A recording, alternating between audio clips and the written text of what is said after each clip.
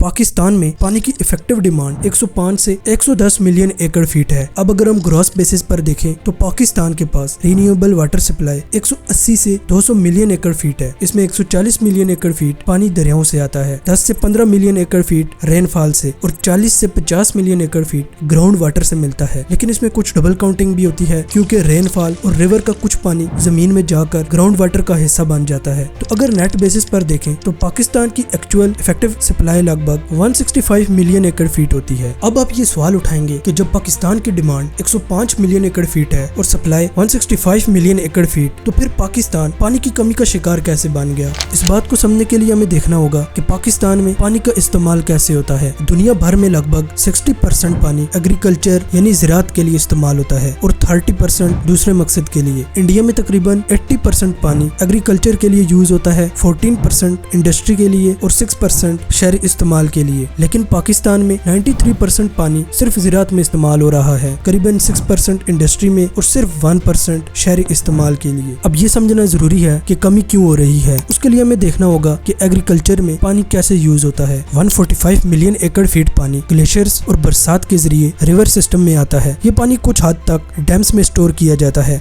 बड़े डैम्स जैसे मंगला और तरबेला इसमें शामिल हैं। उसके बाद ये पानी दरियाओं से निकलकर डिस्ट्रीब्यूटरीज में जाता है और फिर पाकिस्तान के कनाल नेटवर्क के जरिए खेतों तक पहुंचता है। जहां कनाल का पानी नहीं पहुंच पाता वहां लोग ट्यूबवेल के जरिए जमीन से पानी निकालकर खेतों को देते हैं। तो अब सवाल ये है, मसला है कहाँ? मिसाइल काफी हैं। पहला मसला है कि हमारे पास स्टोरेज कम है। तो अगर हम पाकिस्तान के मंगला डैम की कैपेसिटी की बात करें तो उसकी कैपेसिटी 7.3 मिलियन एकड़ फीट है और तरबेला डैम की बात करें तो उसकी 9.6 मिलियन एकड़ फीट है। लेकिन वक्त के साथ मट्टी जमा होने की वजह से इन डैम्स की असल कैपेसिटी कम हो गई है। मंगला की तकरीबन 29% और तरबेला की 21%। आज के दिन मंगला की इफेक्टिव कैपेसिटी 5.8 मिलियन एकड़ फीट है और तरबेला की सिर्फ 6.8 मिलियन एकड़ फीट। अब इससे पाकिस्तान को सिर्फ 30 दिन का स्टोरेज कवर मिलता है, लेकिन इंडिया का स्टोरेज कवर तकरीबन 200 डेज है और अमेरिका का लगभग 1000 डेज का है। पिछले 20 सालों में तकरीबन 10 दफा तो फ्लड्स आए हैं और 4 दफा ऐसा वक्त आया जब पानी की शदीद कमी, हर तरफ खुश्क साली थी और स्टोरेज की कमी की वजह से हमारे पास बफरिंग की कैपेबिलिटी नहीं थी। दूसरा मसला ये है कि पाकिस्तान का 80% पानी का फ्लो जून से सितंबर तक होता है। ये वो वक्त है जब मानसून और ग्लेशियर मेल्ट अपने पीक पर होते हैं। तीसरा मसला ये है, रिवर सिस्टम में कुछ नेचुरल पानी खो जाता है। तकरीबन 16 से 20 मिलियन एकड़ फीट पानी डायरेक्टली अरेबियन सी की तरफ जाता है और ये कुछ पानी बिल्कुल जरूरी है क्योंकि ये सैलिनिटी को बढ़ने से रोकने में मदद करता है। इसलिए तकरीबन 95 मिलियन एकड़ फीट पानी कनाल सिस्टम में एंटर करता है।